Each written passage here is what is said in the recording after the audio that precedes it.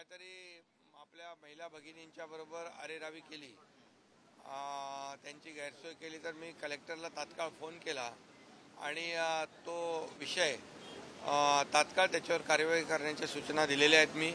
आणि कलेक्टरने मला परत फोन केला की ते प्रकरण त्यांनी हे करून त्या ठिकाणी जमलेल्या महिला भगिनींना कुठली गैरसोय होणार नाही याची काळजी खबरदारी घेतलेली आहे. आणि मी एकच सांगतो, मी जाहीरपणे सर्व कलेक्टर आणि विभागीय आयुक्त यांना कालच सूचना दिलेल्या आहेत की आपल्या जिल्ह्यातल्या तहसीलदार असतील, प्रांत असतील, तलाठी असतील, कर्मचारी असतील, BDO असतील, शिवो असतील, या सगळ्यांनी मिळून ही जी योजना आहे, मुख्यमंत्री माझी लाडकी बहीण, ही योजना जी आम्ही जिव्हाळ्याने सुरू केलेली आहे, महिलांची जी काय आर्थिक सहाय्य महिला भगिनींना मिळायला पाहिजे 18,000 रुपये वर्षाला, एक व्यापक विचार ठेवून आम्ही ही योजना केली. त्यासोबत 3 सिलेंडर जे महिला भगिनींना अत्यावश्यक असतात, या ज्या 2 योजना महिला भगिनींसाठी आम्ही केल्या त्या एक अतिशय जिव्हाळ्याच्या पोटी केलेल्या आहेत. आणि म्हणून सर्व प्रशासनाला देखील आमच्या सूचना आहेत की शासन ज्या आत्मीयतेने या योजना सुरू केलेल्या आहेत त्याचा लाभ प्रत्यक्ष महिला भगिनींना मिळाला पाहिजे.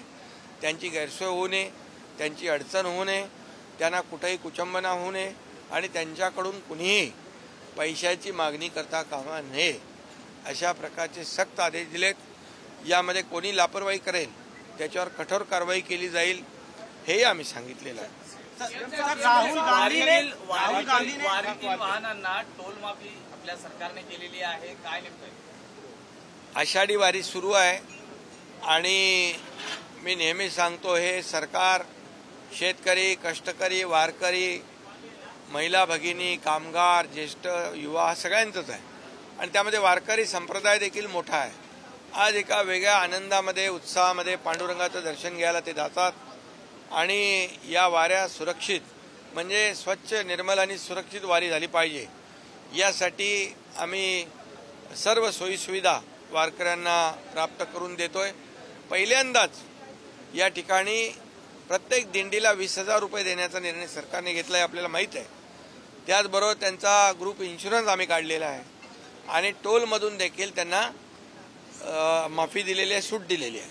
त्यामुळे वारकऱ्यांचं यावरची वारी जी आहे हे अतिशय निर्मल, स्वच्छ आणि सुरक्षित होईल. राहुल गांधींनी तर आपत्तिजनक बयान दिया है.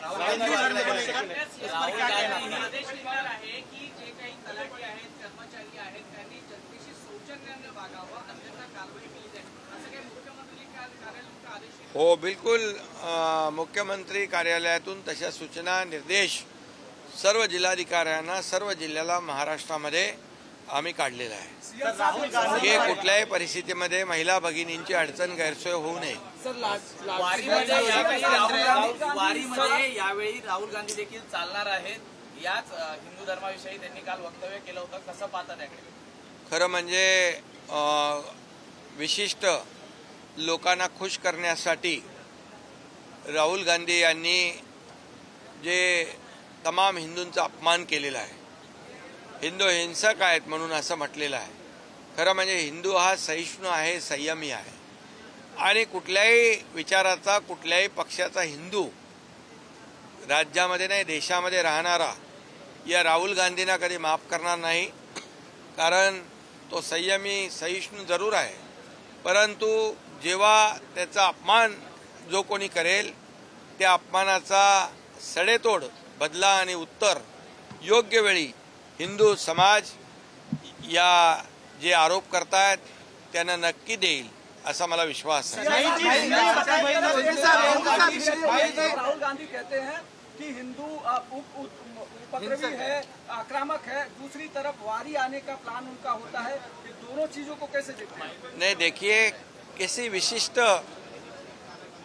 वर्ग को, लोगों को खुश करने के लिए ये राहुल गांधी जी ने जो बयान दिया है हिंदू हिंसक है, ये बहुत ही चिंताजनक है, निंदनीय है और मैं उसका निषेध करता हूं. और हिंदू समाज है, हिंदू धर्म है, जो सनातन है, जो सहिष्णु है, संयमी है, लेकिन हिंदू हिंसक कहना सभी हिंदुओं को ये कोई भी बर्दाश्त नहीं करेगा। ये किसी भी विचार के हो, किसी भी पक्ष के हो, कहीं भी रहने वाले देश भर में हिंदू एक दिन ये सब जो उनके खिलाफ में उनका अपमान करने वाले बयानबाजी कर रहे, उनको जरूर जवाब देंगे और जरूर इसका बदला लेंगे। सीएम साहब सवाल ये है कि 3 सिलेंडर को देने की घोषणा हुई है, 3 सिलेंडर को जो देने की घोषणा हुई है राज्य सरकार की तरफ से, कब से शुरू होगी और शहरों और ग्रामीण इलाके में कैसे इसको? मुख्यमंत्री माझी लाड़की बहन योजना जो है, महीने का 1,500, सालाना 18,000 रुपया देने का निर्णय सरकार ने लिया हुआ है और उसके साथ गैस सिलेंडर जो है 3, मुख्यमंत्री अन्नपूर्णा योजना वो भी शुरू की हुई है, 1 जुलाई से लागू हो गई है। जैसे उनको प्रक्रिया पूरी हो जाएगी, वो जुलाई में हो या अगस्त में हो, लेकिन पैसे तो जुलाई से मिलेंगे। बुलढाणा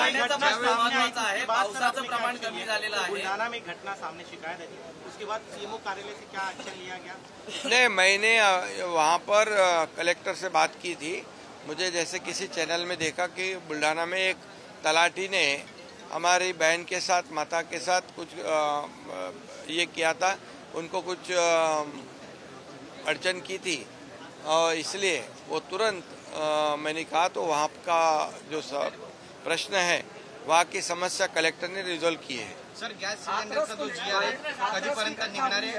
इसको हाथरस की घटना को कैसे देखते हैं? राज्य में भी कई सारे ऐसे बड़े बड़े मिलावे होते हैं साधु संतों के, उसके लिए क्या कोई गाइडलाइन सरकार? नहीं, ये हाथरस के जो घटना है बहुत ही दुखद है और एक वेदनादायी है। ऐसी घटना दोबारा ना हो इसके लिए जरूर है कि सरकार की तरफ से जो ऐसे लोगों को जो लोग इकट्ठा करते हैं उनको एक मार्गदर्शक गाइडलाइन होनी चाहिए।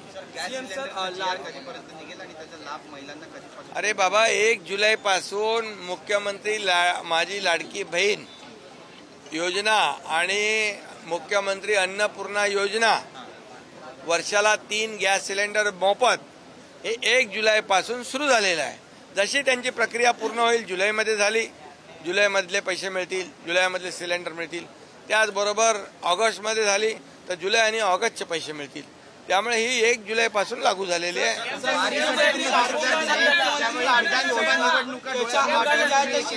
अशी टीका तुमच्यावर झाली। आता राहुल गांधी 20,000 रुपये तुम्ही दिले, वारीसाठी अनुदान दिलं, त्यावेळी विधानसभा निवडणूक डोळ्यासमोर ठेवून तुम्ही हे केलं असा आरोप तुमच्यावर झाला। अरे बाबा, वारीत काय म्हणाल? वारी आताच आहे ना, आषाढी वारी आहे हे। अरे बाबा, आता त्यांना नवीन मित्र मिळालेत, त्यामुळे त्यांना हे वारकरी जे आहेत हे दुश्मन वाटू लागलेत। म्हणजे आम्ही द्यायला लागलोय, त्यांच्या पोटात दुखायला लागलंय, त्यांनी तर कधी दिले नाहीत। वारकरी खुश आहेत, वारकरी समाधानी आहेत, याचा आनंद आम्हाला आहे। आता विरोधी पक्ष काय बोलतो त्याच्याकडे आम्ही लक्ष देत नाही, आम्ही त्यांच्या आरोपाकडे लक्ष देत नाही, कारण त्यांना हे अनपेक्षित आहे।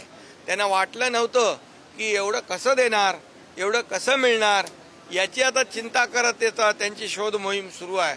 पण मी आपल्याला सांगतो, यात आम्ही ज्या योजना जाहीर केल्यात त्या योजनांची सर्व तरतूद आम्ही केलेली आहे। सर्व योजना, ज्या मुख्यमंत्री लाडकी बहीण योजना, मुख्यमंत्री अन्नपूर्णा योजना, मुख्यमंत्री युवा कार्य प्रशिक्षण योजना, मुख्यमंत्री कृषी पंप योजना, या सर्व योजना आणि मुलींना मोफत शिक्षण देण्याचा निर्णय, ह्या सर्व योजना ज्या आहेत याच्यासाठी पूर्णपणे आर्थिक तरतूद आहे। त्यामुळे विरोधकांनी चिंता करू नये, आम्ही त्यांच्या खात्यामध्ये डायरेक्ट डीबीटीने पैसे देणार।